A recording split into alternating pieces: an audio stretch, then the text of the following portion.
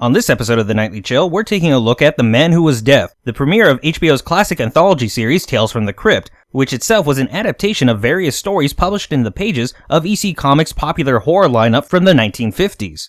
I'm Cinematico Magnifico of AmoralCrackpot.com.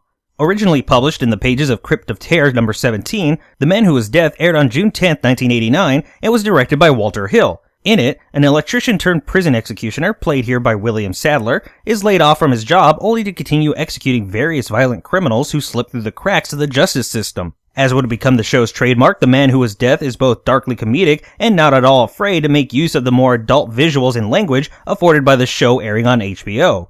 Unfortunately, as with many of the show's 93 episodes, The Man Who Was Death often feels as if it makes use of things like nudity for no reason other than it can. While the premise of the episode revolves entirely around a homicidal vigilante, the on-screen violence is shockingly limited. But at the same time, there's a scene set in a strip club for seemingly no reason whatsoever. Now, this might seem like a strange thing to bring up given how the show was not only on HBO but adapted from comics known and loved for their graphic nature, but it's more of a matter of balance. Namely that despite the freedoms afforded by HBO, Walter Hill failed to deliver on visuals that served the story. When the kills are this tame while a bit of needless TNA is seemingly offered up in its place, it comes across as an intentional disservice to the story and the audience.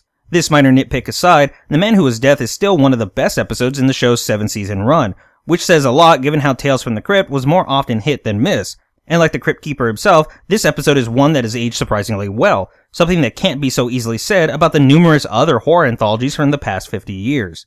You can follow Amoral Crackpot on Facebook and Twitter, and also be sure to leave any questions, comments, and suggestions for future reviews in the comments section below, and maybe discuss today's movie at greater length. Our movie tomorrow night will be The Mirror, yet another found footage horror movie that centers around a trio of 20-somethings looking to get rich by finding evidence of the paranormal. But until then, I'm gonna make like a tree and get out of here.